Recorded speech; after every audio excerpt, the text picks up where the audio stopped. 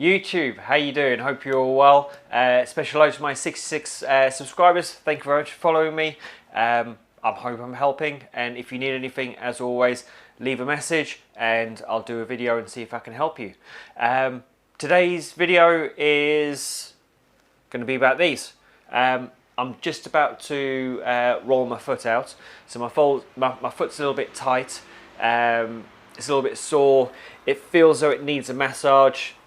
I've got no one here to massage my foot, so I'm going to have to do it myself. And maybe it's something you can do to help your foot out as well.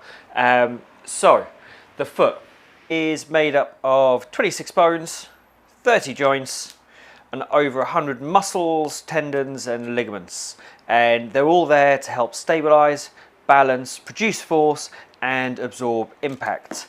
Some of those tendons that are in the foot, they actually come through here, come along, come all the way up. Some of them run along the ankle and come up. Some of them are on the other side and come up. Some of those ligaments and tendons and muscles pull the foot up. Some of them point, turn the foot in, turn the foot out. Also with a bit of rotation in there. Now, one of the biggest issues of me being in my frame is I spent a lot of time with my foot in a pointed position, which meant all this became pretty tight or short, and even all this became pretty tight and short. I wasn't walking, so I wasn't flexing and extending my toes and all those other bones or cuboids around the foot area. I also had, let's see if I can get this, there we go, I had a pin here and I had a pin here. Now what the pins here did is they stopped me from comfortably lifting the foot up, because that's what these muscles do, and it hurt a lot when I did that. So even though I had some time, as you can see from my other videos, even though I had some time with the band on the pulling the foot back, it wasn't really as much as walking. So what I do, I suppose on a, how long have I been doing it for? Let's say I've been doing it for around about 3 or 4 times a week. I find it really, really good, really, really helpful for my foot. And there's lots of different tools you've got here. There could even be a rolling pin, a tennis ball, a golf ball, a dog's bone toy or something like that, or toy bone even. We've got the prickly one, and that kind of awakens the nervous system, and it just helps you feel a little bit more. So the whole point of getting the nerve, looks like coronavirus. The whole point of getting the nervous system going is for the simple fact that for you to contract or relax a muscle, a tendon, whatever it is, the nervous system has got to be working. We've got a dumbbell, which just allows me to apply a bit more pressure. We've got a different type of dumbbell. I've got this from a charity shop. It's just 1 kilo. It's got curved edges, which makes it a little bit nicer to roll through the inside or the outside.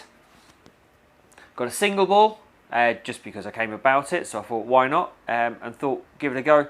But my favourite is the cross ball. I think the reason why it's my favourite is because a single ball can sometimes move around. A dumbbell, sometimes a little bit too hard and a little bit too flat. The bone, not a bad one, but I've always got this, and this is easy to move. So what I tend to do, let's see if we can move this, is